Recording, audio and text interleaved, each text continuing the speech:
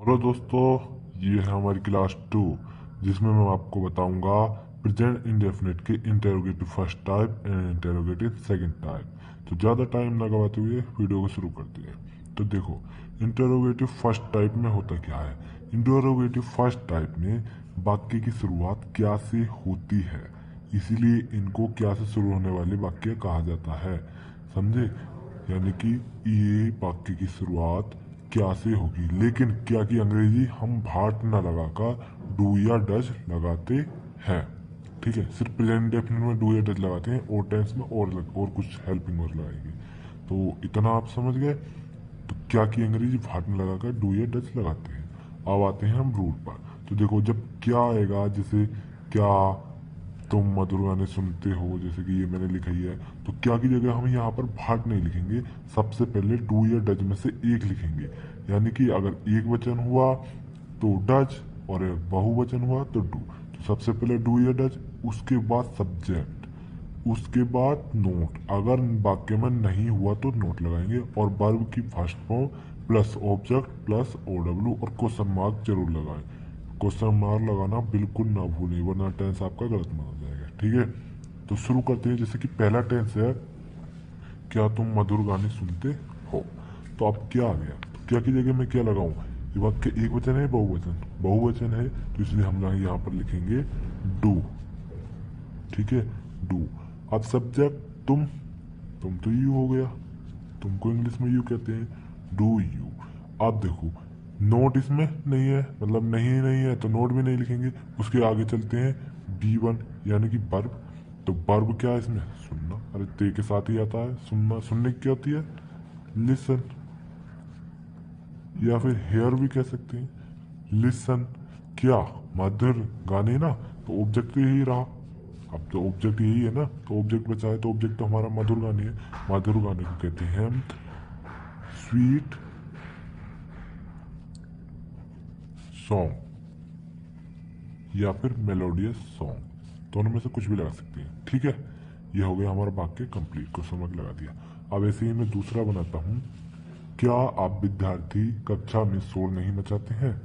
तो सबसे पहले तो हम वही लगाएंगे, डू या डज में से एक। अब विद्यार्थी बहुत सारे हैं तो उसके लिए लगाएंगे हम डू। तो यहाँ लिखेंगे सबसे पहले डू, और उसके बाद लिखेंगे हम सब्जेक्ट। सब्जेक्ट क्या है, विद्यार्थी, और विद्यार्थी को क्या कहते हैं, स्टूडेंट। बहुत सारे हैं तो स्टूडेंट्स। अब नहीं आ गया तो नोट लगाएंगे, जैसे कि रूल में मैंने बताया ही था। नोट होगा तो लिख देंगे, वाक्य में नहीं होगा तो आप लिख देते हैं नोट। अब इसके बाद आती है B1 यानी कि वर्ब की फर्स्ट फॉर्म, मचाना। शोर मचाने क्या होती है, मेक ए नॉइस। इसका पूरा ही ये वर्ब होती है, मेक ए नॉइस। ये शोर मचाने का पूरी ही वर्ब होगी। ठीक है, अब उसके बाद क्या आता है, ऑब्जेक्ट, कि कहाँ मचा रहे हैं ये, विद्यालय में। तो इन द स्कूल, यहाँ लिख देता हूँ, ये देखो, इन द स्कूल। ठीक, अब अदर वर्ड क्या है इसमें, अब मैंने इसलिए अदर वर्ड आपको लिखा देता हूँ रूल में, कि अदर वर्ड ज़्यादातर आते हैं। और आपको क्या कहते हैं, नाउ, और क्वेश्चन मार्क लगाना नाउ। ठीक है, समझ में आया। तो अगला वाक्य शुरू करते हैं। जैसे कि अगला वाक्य है, क्या वे फुटबॉल खेलना पसंद करते हैं। तो सबसे पहले तो हम डू या डज, वाक्य फिर से बहुवचन है तो हम क्या लगाएंगे, डू। उसके बाद बे, सब्जेक्ट है, बे की होती है दे। उसके बाद पसंद करते हैं, खेलना, मतलब पसंद करने की होती है लाइक। वर्ब तो यही है, वर्ब पसंद हो गया लाइक। अब खेलना, इसमें दो वर्ब हैं तो टू लगाकर प्ले लिख देंगे, क्योंकि एक वर्ब तो पसंद है लेकिन एक दूसरी भी तो है। तो जब दो वर्ब होती है तो पहली वाली तो हम लाइक ऐसे ही लिखते हैं, लिख दिया पहली वाली, लेकिन जब दूसरी वाली लिखते हैं तो टू के साथ लिखते हैं कोई भी वर्ब। तो लाइक टू प्ले, क्या, ऑब्जेक्ट क्या है, फुटबॉल। लास्ट में लिख देंगे फुटबॉल एंड क्वेश्चन मार्क। ठीक है, अब ये लास्ट वाला वाक्य है, क्या लोग रक्तदान नहीं करते हैं। ये मैं आपके लिए छोड़ता हूँ, इसको आपको खुद बनाना है। ठीक है, तो आगे शुरू करते हैं इंटेरोगेटिव सेकंड टाइप। तो आ गए हम इंटेरोगेटिव सेकंड टाइप पर।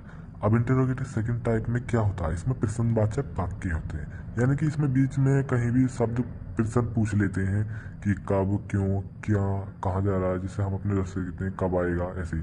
तो देखो मैंने लिखा है ब्रैकेट में, इन वाक्यों में प्रश्नवाचक शब्द कब, कहाँ, कैसे, क्यों आदि शब्द दिए होते हैं जिनकी अंग्रेजी शुरू में लिखते हैं। यानी कि अगर कोई भी वाक्य बीच में प्रश्नवाचक शब्द दिया होगा किसी भी वाक्य में, तो हम उनकी अंग्रेजी सबसे शुरू में लिखेंगे और उसके बाद डू या डज और फिर बाद में सब्जेक्ट, पूरा वाक्य पहले की तरह लिख देना।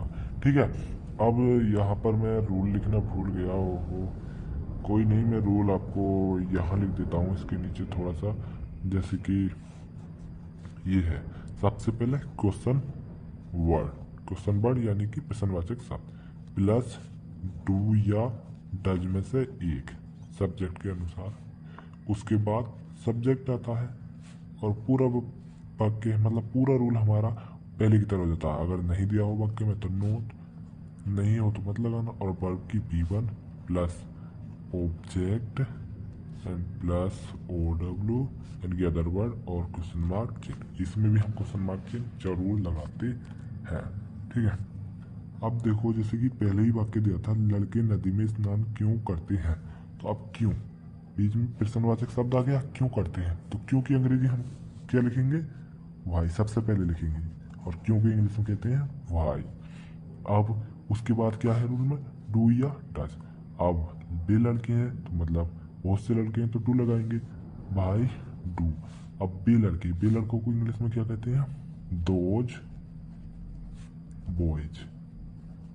दूर के लड़के हैं मतलब दूर है कहीं तो दे दोज बॉयज, सब्जेक्ट भी हो गया। अब नहीं है तो हम छोड़ देते हैं नहीं को तो। अब B1 क्या है, स्नान करने क्या होता है, बात, ये हो गया बात। ठीक है। उसके बाद ऑब्जेक्ट क्या है, नदी में, तो इन द रिवर, और ये क्वेश्चन मार्क। वाक्य हमारा कंप्लीट। जगह थोड़ी तंग हो गई देख लो, फिर भी आपको समझ ही आ रहा होगा। तो अगले वाक्य की शुरुआत करते हैं। जैसे कि दे रखा है ये, लड़कियां अपना कार्य कब करती हैं। ठीक है। तो लड़कियां अपना कार्य कब करती हैं, तो इसको हम बनाते हैं। मैंने ये जगह बहुत तंग कर दी है, कोई नहीं, बस आप ठीक से देखना। बीच में कब आ गया प्रश्नवाचक शब्द, तो कब को इंग्लिश में कहते हैं व्हेन। अब उसके बाद डू या डज। अब लड़कियां हैं तो डू ही लगेगा क्योंकि बहुत सारी हैं, और लड़कियों क्या कहते हैं, गर्ल्स, GIRL गर्ल्स। अब वर्ब यानी B1 क्या है, काम करना, और करने की क्या होती है, डू नहीं करना होता है। और उसके बाद क्या करना, अपना कार्य है। ऑब्जेक्ट तो यही है, अपना कार्य, ऑब्जेक्ट हमारा अपना कार्य है। तो अपने की लड़कियों के लिए है तो उनके लिए हर लगाते हैं, हर वर्क और क्वेश्चन मार्क। ठीक है। ये तो आपको शायद समझ में आ गए होंगे, बिल्कुल आ गए होंगे, क्योंकि ज़्यादा कुछ भारी है नहीं, सब में बहुत पहले से ही हल्के से होते हैं। बस क्या होता है, सामान्य में हमारे सब्जेक्ट से शुरू वाक्य होता है पॉजिटिव में, और नेगेटिव में हमारा नोट लग जाता है आगे। और जब क्या से शुरू वाक्य होते हैं तो सिर्फ डू या डज से शुरू होते हैं, और बाकी तो वही सब्जेक्ट, नोट, B1 और ऑब्जेक्ट। उसके बाद प्रश्नवाचक शब्द आ जाते हैं तो वो सबसे पहले आ जाते हैं, question word, do, does, subject, note, B1 plus object. ठीक है। अब इसमें कुछ वाक्य और भी होते हैं, जैसे कि हु और हुम वाले वाक्य। हु मानी होता है कौन, हु मानी होता है किसी। तो देखो मैं दोनों के रूल लिख देता हूँ। हु वाला जो होता है वाक्य, तो उसका रूल होता है ये, सबसे पहले लिखेंगे who plus B1 plus S या ES, यानी कि अगर बाकी एक वचन हुआ तो SES, नहीं हुआ तो बस रहने देंगे, और प्लस में ऑब्जेक्ट। ठीक है। अब हुम वाला देख लो। हुम वाला रूल ये होता है कि हुम प्लस डू या डज लिखते हैं, जैसे कि पहले से ही प्रश्नवाचक शब्द या डू या डज प्लस सब्जेक्ट और प्लस B1 प्लस ऑब्जेक्ट। इन दोनों में से भी ये कौन वाले में सिर्फ हु और B1 plus SES plus object, क्योंकि इसमें सब्जेक्ट नहीं होता है ना, लेकिन इसमें सब्जेक्ट होता है, तो इसलिए home plus do does plus subject B1 plus object. ठीक है। तो शुरू करते हैं फिर। वैसे इसमें ऑब्जेक्ट नहीं होता, सॉरी, इसमें ऑब्जेक्ट नहीं होता है, इसमें सब्जेक्ट नहीं होता है और इसमें ऑब्जेक्ट नहीं होता है। इन दोनों में ये फर्क है। ठीक है। तो ठीक है, वाक्य शुरू करते हैं। जैसे कि मैंने पहले लिखा, तुम्हें कौन पढ़ाता है। तो तुम्हें कौन पढ़ाता है, कौन आ गया, कौन को मैंने क्या बताया था, हु। आपको ये रूल बिल्कुल दिमाग में फिट कर लेना है। अब सिर्फ हमें B1 पे आना है। B1 यानी पढ़ाना, कौन पढ़ाता है, तो पढ़ाने वाला तो एक है, तो पहले तो टी पढ़ाने की टीच। अब एस या ES, तो ES लगाएंगे, टीचेस, क्योंकि एक वचन है, कौन पढ़ाता है हमें क्या पता, टीचेस। एंड उसके बाद आएगा तुम्हें, मतलब ऑब्जेक्ट, ऑब्जेक्ट क्या है, तुम्हें, सिर्फ यही तो है। आप इसको सब्जेक्ट में समझ आएगी, तुम्हें कौन, कौन पढ़ाने वाले का तो पता ही नहीं ना, काम करने वाला, तो इसलिए हु टीचेस यू। आपको इससे भी पता चला होगा कि किसी वाक्य के लास्ट में अगर एच आता है तो उसके बाद भी ES लगाते हैं, जैसे कि मैंने डू में बताया था, वो आता है पीछे या गो में तो ES लगा देते हैं। तो ये आपको पहचान करते रहना है। अब अगला वाक्य था, आ जाओ किसी पर है, जैसे वह किसे पीटता है, तो अब की बार वह मतलब पीटने काम करने वाला है, वह पीटने कार्य कर रहा है, किसी पीटता है, तो ऑब्जेक्ट नहीं है कि किसी पीटता है। जैसे कि मैं अपने दोस्त को पीटता हूँ तो मेरे दोस्त ऑब्जेक्ट होता है, लेकिन इसमें है नहीं, ठीक है, तो हम लिखेंगे वह किसी पीटता है। अब तो किसी की क्या होती है, हूम, जैसे कि मैं सेकंड वाला रूल है, देख लो, हूम, उसके बाद डू या टच। अब एक वचन है तो हम लगाएंगे टच, ठीक है। अब सब्जेक्ट, जैसे कि रूल में सब्जेक्ट क्या होता है, सब्जेक्ट है ही।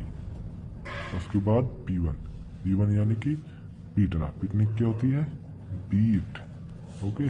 और उसके बाद किसी तो हो ही, मतलब कोई है ही नहीं तो क्वेश्चन मार्क चिन्ह लगा दो बस, सब्जेक्ट ऑब्जेक्ट तो हमारा होते ही नहीं। अब जैसे कि ये और भी वाक्य हैं कुछ, जैसे कि ये दोनों वाक्य हैं, मैंने वैसे ये दोनों वाक्य आपके लिए छोड़े हैं, आप इनको बना के कमेंट में बता देना। और एक वाक्य मैंने आपके लिए और छोड़ा है, ठीक है, ये वह क्रिकेट खेलता रहता है। इस वाक्य शायद आपसे नहीं बने, लेकिन फिर भी कोशिश कर रहा, बाकी मैं आपको अगली वीडियो में बता दूंगा कि कैसे बनाना है। चलो बता ही देता हूँ।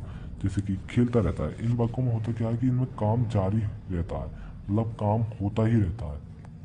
जैसे कि भाई खेलता रहता है, तो क्रिकेट खेलता ही रहता है हर वक्त, तो इसमें इसके लिए हम प्रयोग करते हैं एक शब्द का, मतलब बीच में, जैसे कि बाकी सब टेंस तो वैसे ही बनेंगे, जैसे कि ही, वह, ही। अब खेलता रहता है तो इसमें हम लगाते हैं कीप, कीप मानी होता है, डबल ई होता है, कीप्स, मतलब एक वचन है तो एस लगा दी, कीप्स ऑन, इसका मतलब होता है करता रहता है, जाता रहता है, करता रहता है, खेलता रहता है, इसके लिए कीप्स ऑन। अब खेलता रहता है तो keeps on play, and ING लगाना पड़ेगा, ही कीप्स ऑन प्लेइंग, क्या खेलता रहता है, द क्रिकेट। ये थोड़ा अलग है लेकिन मुझे आपको बताना है, क्योंकि ये भी ज़्यादातर प्रेजेंट इंडेफिनिट के ही वाक्य है, लेकिन इस तरह की टेंसेस आए तो आपसे शायद ना होने, इसीलिए ये मैंने बना कर आपको दिखा दिया, ठीक है। अब ये दो वाक्य जो आपको दिए हैं, ये आपको बनाकर कमेंट में बताना है। और वीडियो लगे पसंद आए तो लाइक कर देना, और बस चैनल को सब्सक्राइब कर देना। फिर मिलते हैं अगली वीडियो में, बाय बाय, टाटा।